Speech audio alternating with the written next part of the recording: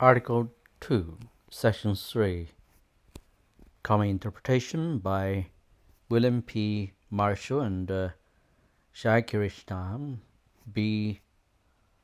Prakash. Article 2, Section 3, both grants and constrains prudential power.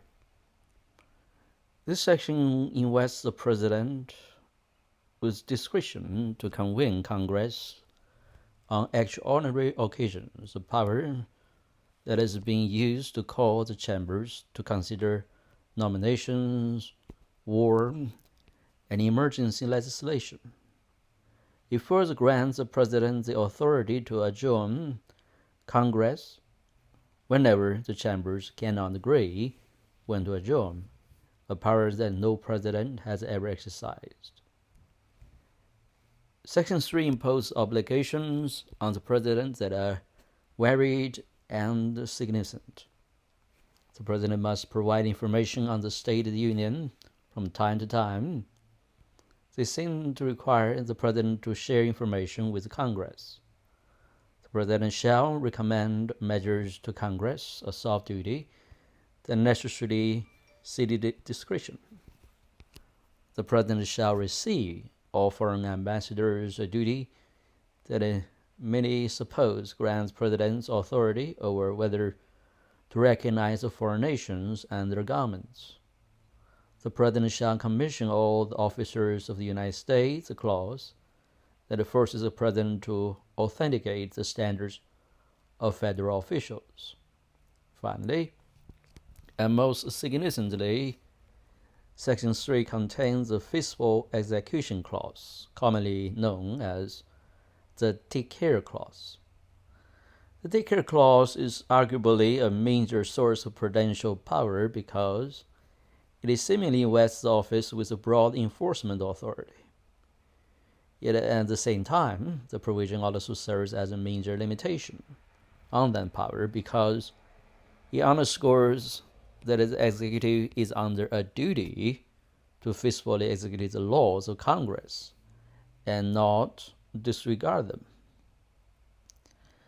The Take Care Clause has played a central role in momentous constitutional disputes. Legislators have discussed it in many debates regarding the scope of prudential power, including whether the President has a constitutional power to remove federal officers.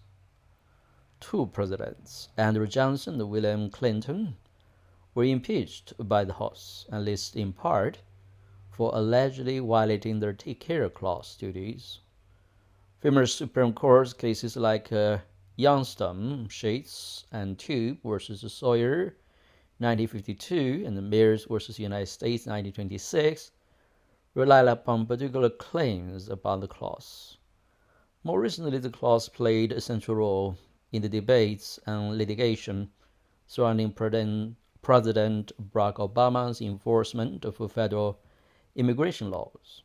The clause traces back to the 1776 Pennsylvania Constitution and the 1777 New York Constitution. Both granted their executive power and also required them to execute the laws faithfully. Early constitutional discussion shed some light on its meaning. The clause is found amidst a sea of duties in Article 2, Section 3. Some, including Alexander Hamilton, spoke the power for faithfully executing the laws, while President George Washington observed, "It is my duty to see the laws executed. To permit them to be trampled upon with impunity would be repugnant to that duty." At the minimum, the clause means that the President may neither breach federal law nor order his or her subordinates to do so. For defiance cannot be considered faithful execution. The Constitution also incorporates the English bars on dispensing or suspending the law, with some supposing that the clause itself prohibits both. Hence, the Constitution itself never grants the President's authority to either authorize private violations of the law, issue individualized dispensations, or nullify laws to suspend the operation. Beyond these constraints, the clause raises a number of vexing questions. For instance, must the president enforce even those laws he or she believes to be unconstitutional? Some scholars argue that the president must enforce all congressional laws without regard to his or her own constitutional opinions. Yet modern presidents occasionally exercise the power to ignore such enactments on the grounds they are not true laws subject to the faithful execution duty. In so doing, they somewhat mimic the arguments and practice of President Thomas Jefferson, who refused to enforce the Sedition Act on the grounds that it was unconstitutional. There's also the related question of whether the president must honor statutes that purport to limit his or her authority over law execution. Can Congress decree by statute that the president must allow others to implement certain statutes without regard to presidential supervision or oversight? Again, some suppose that the Congress can insulate execution from presidential control, while others insist that the Congress cannot strip away the president's duty. Finally, the sweep of contemporary federal law ensures that federal law enforcers have tremendous enforcement discretion. In particular, resource constraints coupled with numerous violations often preclude a policy for total enforcement. Given the inevitable trade-offs, modern presidents weigh the costs and the benefits of investigation, apprehension, and persecution, and sometimes create rules for allocating scarce resources across the range of possible investigations and persecutions. In this context, judging whether courts as a faithful execution is laden with value judgments about the relative merits of certain enforcement priorities over others. Moreover, contentious disputes about the scope of discretion invariably revolve around the claims that the president has violated his or her duty of faithful execution by failing to adopt a particular enforcement policy or strategy. Manders debate the first perspective, Article 2, Section 3, and the Limits of Presidential Power by William P. Marshall. At the time of the framing, it was assumed the most powerful branch of government was the legislature. That is one of the reasons why Congress was made bicameral while the executive was unitary, so that legislative power and executive power could be effectively balanced. Today, however, any notion that Congress is twice as powerful as the presidency would be dismissed as fanciful. The presidency is the most powerful branch. Article 2, Section 3 has not played a major role in presidential power expansion, although, as discussed below, it should be interpreted in light of that expansion. Rather, the scope of presidential power has been determined more by how executive power has actually been exercised than by constitutional text. As Justice Jackson observed over 50 years ago, in Youngstown Shades and Tube versus Sawyer, 1952, the Constitution does not disclose the measure of actual controls wielded by the modern presidential office, once accretions of federal power have magnified the scope of presidential activity so that the centers of real power do not show on the face of the Constitution. There are a number of reasons why the president has become so dominant. First, the presidency has become the focus of national power and culture, giving the president the unique ability to set the political agenda. In Justice Jackson's words, executive power has the advantage of concentration in a single head in whose choice a whole nation has a part, making him the focus of public hopes and expectations. In drama, magnitude and finality, his decisions so far overshadow any others that almost alone he fills the public eye and ear. Second, presidential power has expanded because its successive president is able to rely on the actions of their predecessors in justifying their own use of power. In this way, the use of presidential power works as a one-way ratchet, with each president building on the actions of those that came before. Third, presidential power has grown because the size and jurisdiction of the federal government have expanded.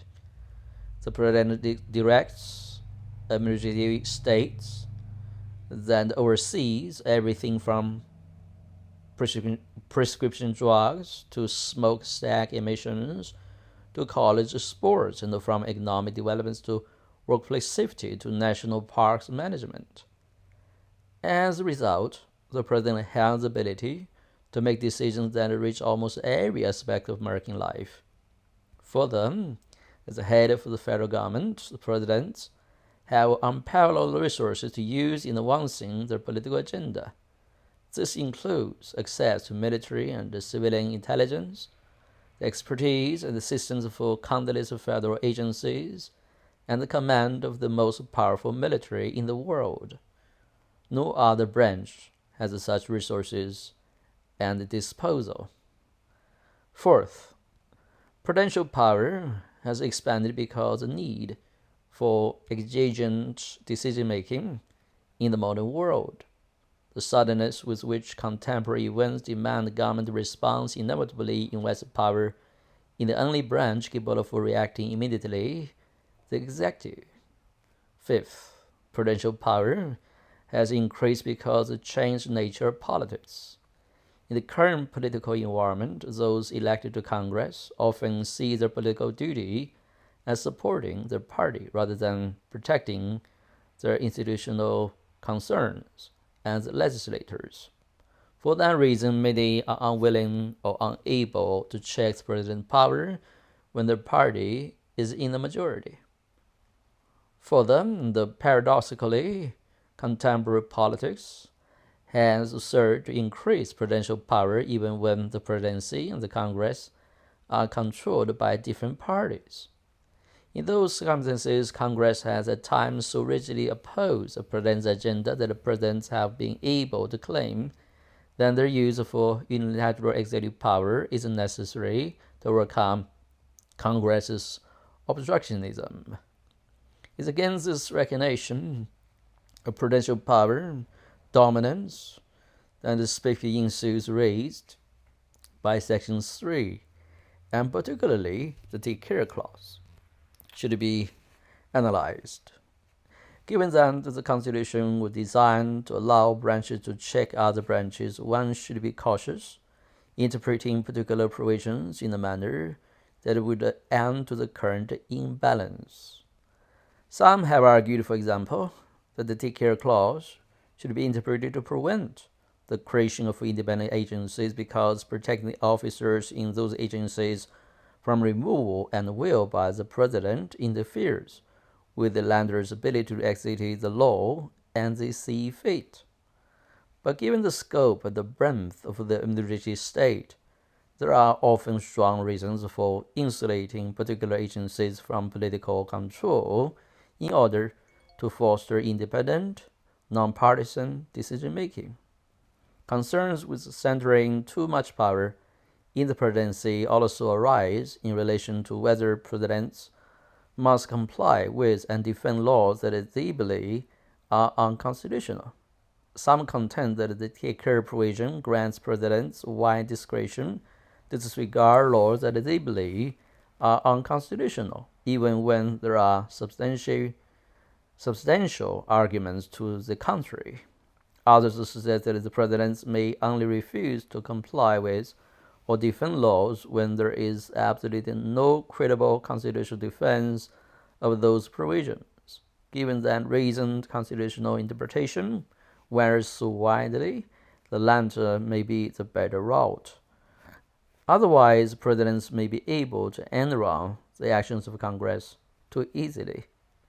Similar concerns arise with the president's refusal to enforce laws on policy grounds. Presidents have and should have wide-ranging discretion on how to enforce particular laws. As Professor Prakash points out in his essay, enforcing every federal law against every offender would be impossible. Further, there seems to be little doubt that the presidents may take policy considerations into account when setting enforcement priorities. But when presidents use their enforcement power to essentially invalidate or rewrite statutes with which they do not agree, serious questions arise as to whether they are meeting their take-care obligations. The problem, of course, is determining when the president's actions are legitimate uses of enforcement discretion and when they are, in effect, illegitimate usurpations of legislative authority. To this point, the courts have not yet come up with the answer to the question, but at some point, they will be forced to. Next perspective, Prudential Duties by Shakrishan B. Prakash. Most of Article 2, Section 3 has been inconsequential.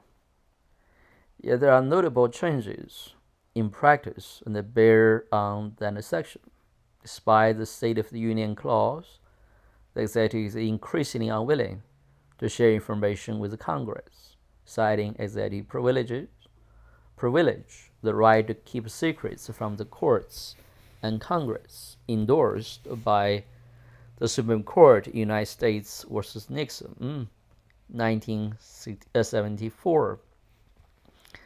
The executive often withhold information from Congress. Another revolution concerns the extent of the president's leadership in legislation. When presidents recommend measures, they now do so as de facto head of their party and with the predictable support of a good portion of the two chambers. As a result, presidents are often the primary driver for legislation and legislative agendas, particularly in the first month of their first term, the period of 100 days. The Take Care Clause has the most modern resonance.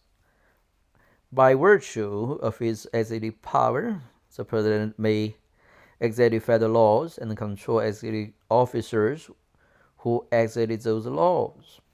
The Take Care Clause modifies that grant, requiring the president to take care that the laws be faithfully executed. And the founding, the president's power over law execution was praised as ensuring prompt and vigorous implementation of laws, something lacking under the Articles of Confederation. As one opponent of the Constitution noted, law execution was best entrusted to the discretion and care of one man. A single executive seemed particularly well circumstances to superintend the execution laws with discretion and decision, with promptitude and uniformity. The chief executive would ensure wise, prompt, and uniform law execution by directing subordinate executives. The Take Care Clause is the focus of several ongoing disputes. First, consider restrictions on the removal of officers. In a series of unfortunate cases, the Supreme Court has sanctioned the creation of independent agencies, which operates as a fourth branch of government. These agencies execute various federal laws, communications, banking, securities, by investigating and prosecuting alleged violations. Congress has protected these agencies from executive influence by imposing or for cause restrictions on the removal of their top officers. It is hard to escape the conclusion that such statutes are unconstitutional. They violate the grant of executive power and interfere with the take care clause duty. In creating many fiefdoms,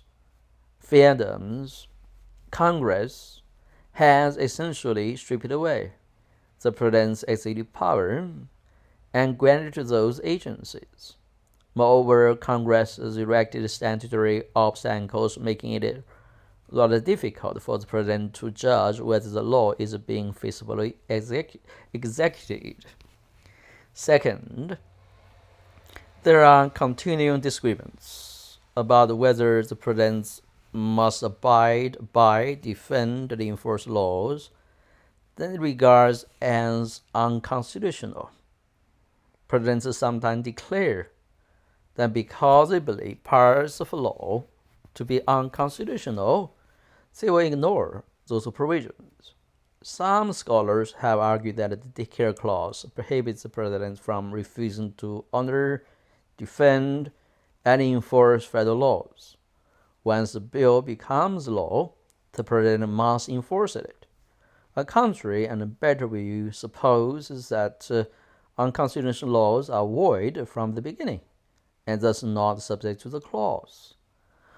Though the Supreme Court has never held that the president may decline to enforce unconstitutional statutes, numerous justices have hinted at such authority. Moreover, the practice goes back to Thomas Jefferson when he refused to continue persecuting individuals for violation of a statute that he believed to be unconstitutional. Jefferson said that the alleged statute, the infamous Sedition Act, was no law at all, and hence not subject to the Take Care Clause. Lastly, there are recurring clashes about when and whether the president may decline to enforce statutes based on policy reasons. The Constitution never conveys any power to decline to enforce or suspend a statute. That much is clear. Yet despite this constraint, presidents will almost necessarily enjoy a great deal of enforcement discretion. To begin with, using his constitutional power to pardon, the president can forgive offenses even before trial or conviction, meaning that executive officers need not investigate and prosecute every offender of federal law. Moreover, resource constraints coupled with innumerous violations of federal law preclude complete enforcement of all federal laws. There are too many laws, too many scoff laws, and but limited resources. Given the inevitable trade-offs, presidents may allocate scarce enforcement resources after winning the costs and benefits of investigation, apprehension, and prosecution. Recognizing that it would be highly impolitic to assert a constitutional power, decline to enforce statutes, modern presidents carefully avoid embracing such a power. Instead, they invariably argue that the laws implicitly or explicitly convey enforcement discretion. Critics of these prudential measures deny that the statutes in question grant discretion and argue that in declining to enforce law, the president has violated his official execution duties. Discerning the truth of the matter requires a careful consideration of the relevant statutes, including enforcement resources. Sometimes there are no easy answers.